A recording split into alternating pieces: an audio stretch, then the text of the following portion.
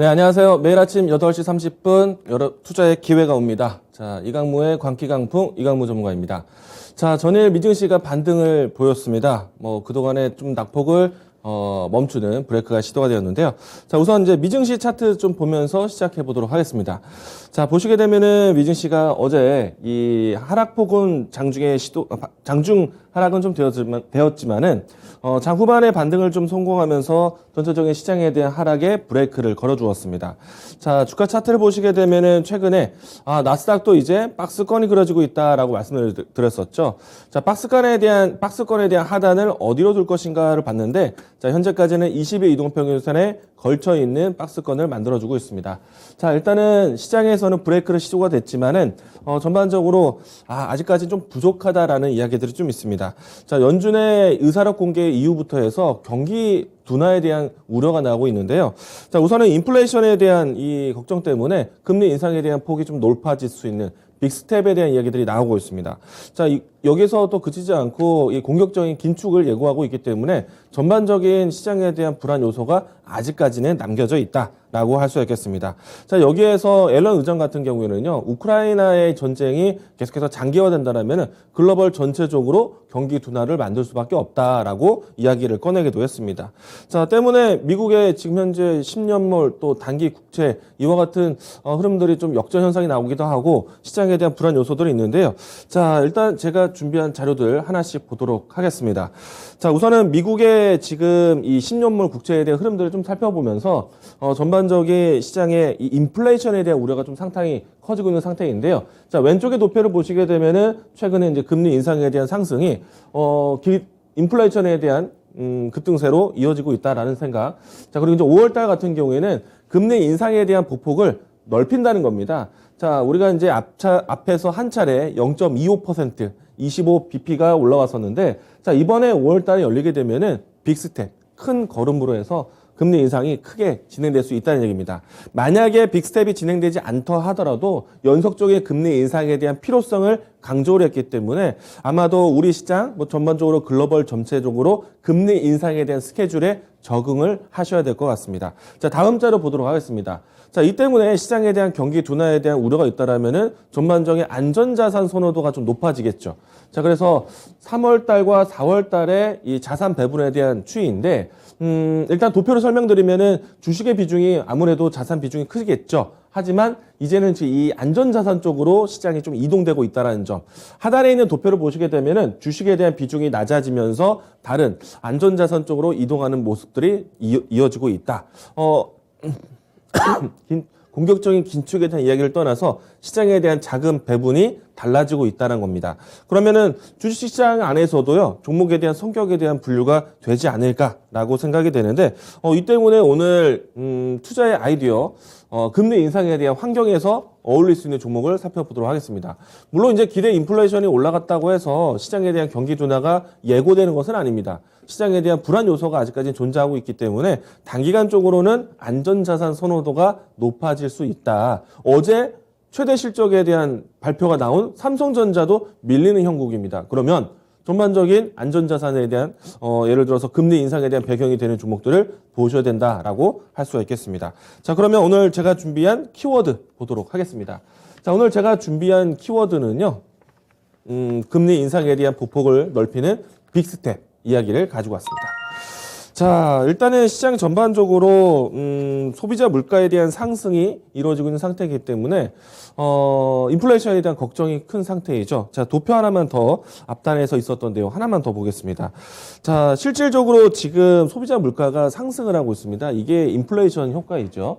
자, 보시게 되면은 발표되고 있는 이제 CPI에 대한 내용이고요. 그리고 이제 근원 CPI라고 해서 지금 우크라이나이든 대내적 변수에 가장 원자재 가격의 상승을 일으키고 있는 국제 유가에 대한 변동성.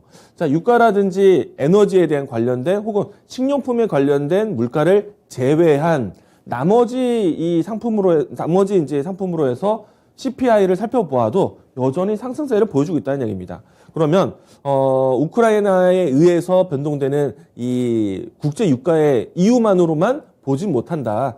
이미 경기 회복에 대한 사인, 그리고 물가 상승에 대한 사인이 나오고 있다는 얘기입니다. 그러면 당연히 금리 인상으로 해서 시장을 잡아줘야 될 거예요.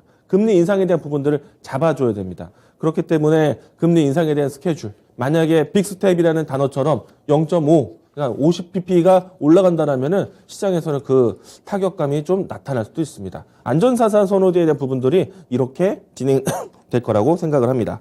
자, 우선은 이제 주가 차트를 먼저 보면서 이야기 드리겠습니다. 자, 빅스텝이라든지 금리 인상에 대한 과정, 인플레이션을 잡는 과정이 나온다면은 아무래도 은행주, 금융주, 보험, 이와 같은 종목들이 중요할 것 같고요. 또 한 가지, 시장 방어적인 성격의 종목들이 움직일 수도 있습니다. 이 때문에 식료품 관련된 종목들도 볼 수 있는데 우선은 KB금융을 좀 먼저 보여드리면서 그리고 또 신한지주, 최근에 은행주들에 대한 움직임들 그리고 전반적인 한화, 손해보험 이와 같은 주가들을 보시게 되면은 금융주들의 움직임들이 실질적으로 금리 인상에 대한 환경으로 이어지고 있는 모습입니다. 자, 그리고 식료품 관련된 종목들을 보도록 하죠. 최근에 와서 농심이라든지 혹은 오뚜기라든지 이와 같은 기업들에 대한 상승세가 만들어지고 있습니다. 우선은 사실은 음식료 관련에 안에서 오리온 같은 종목 같은 경우에는 아무래도 중국이나 러시아에 대한 시장을 어느 정도 일정 부분 있다 보니까 시장에 대한 추이가 답답하지만 다른 음식료 쪽으로 봤을 때 CJ 제일제당이라든지 이와 같은 종목들의 움직임들은 실제로 진행이 되고 있습니다. 자, 그래서 오늘 음식료 관련된 종목들을 좀 살펴봐야 되지 않을까라고 생각이 되는데, 자, 음식료 종목들에 대한 상승 배경은요, 인플레이션에 대한 효과가 반사적인 이익이 되고 있습니다. 자, 일단 제가 준비한 자료 하나 또 보도록 하죠. 자, 최근에 와서 정말 이 곡물 가격에 대한 상승 추이가 나타내주고 있습니다. 보시게 되면은 전반적인 음식료의 원재료가 될 수 있는 곡물 가격부터 해서 대두 또 원당과 같은 흐름들이 좀 연출되다 보니까 최근에 같은 경우 대두 가격 때문에 샘표 가격이 상당히 급등을 했죠. 원당 때문에 CJ 제일제당에 대한 움직임들도 볼 수 있겠고 또 옥수수와 같은 종목들 때문에 대상에 대한 종목들의 움직임도 따라봐주고 있습니다. 다음 자료 보도록 하겠습니다.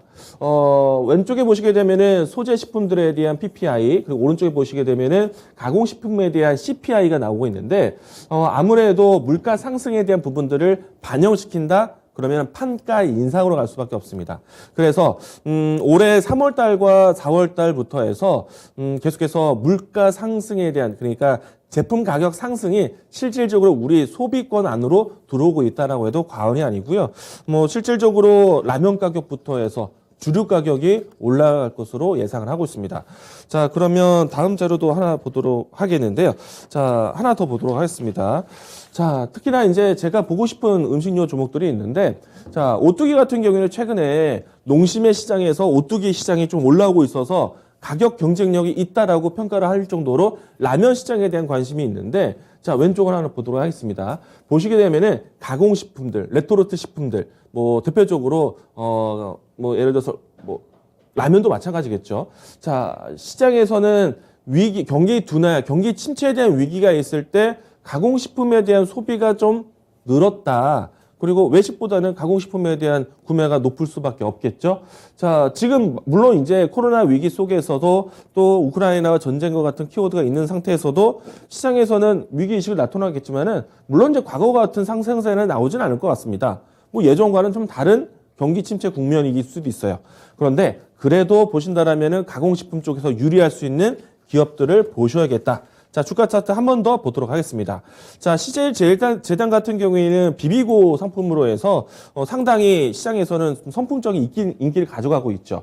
자, 그래서 반등에 대한 추이를 보여주고 있고요. 그리고 상대적으로 오뚜기가 농심의 시장을 또 뺏어가고 있기 때문에 시장에 대한 관심을 받아가고 있습니다. 그런데 최근에 와서 라면 시장에 대한 흐름을 좀 보게 되면은 농심의 제품군들이 다시 한번 시장 점유율을 높여가고 있어요. 그래서 오늘 제가 준비한 추천주는 농심입니다. 자, 농심 관련된 또 지표를 하나 또 보도록 하겠는데요. 자료 하나 보도록 하겠습니다. 자, 농심의 전체적인 라면 시장 점유율입니다. 왼쪽을 보시게 되면은 지금 농심의 시장이 상당히 빠르게 회복을 하고 있는 모습 보여주고 있고요. 그리고 오른쪽에 보시게 되면은 농심의 북미 시장 매출 추이입니다. 농심이 새롭게 준비하고 있는 거는요, 삼양식품처럼 외국에서의 이 라면 진출인데요.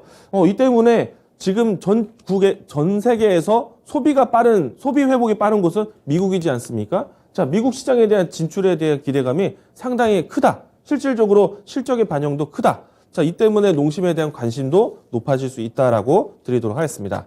자, 주가 차트 보면서 이제 가격 전략 보도록 하겠는데요. 자, 농심 같은 경우에는 지금 다른 음식료보다는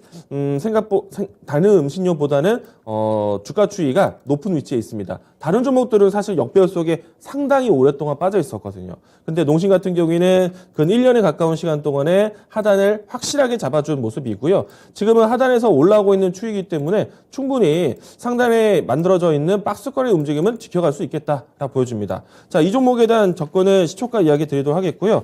종목에 대한 1차적인 목표가는 이 종목 34만 원대까지 박스권 상단 1차적으로 보도록 하겠고, 박스권 상단 돌파 이후에 2차적인 가격대 보시면 좋을 것 같습니다.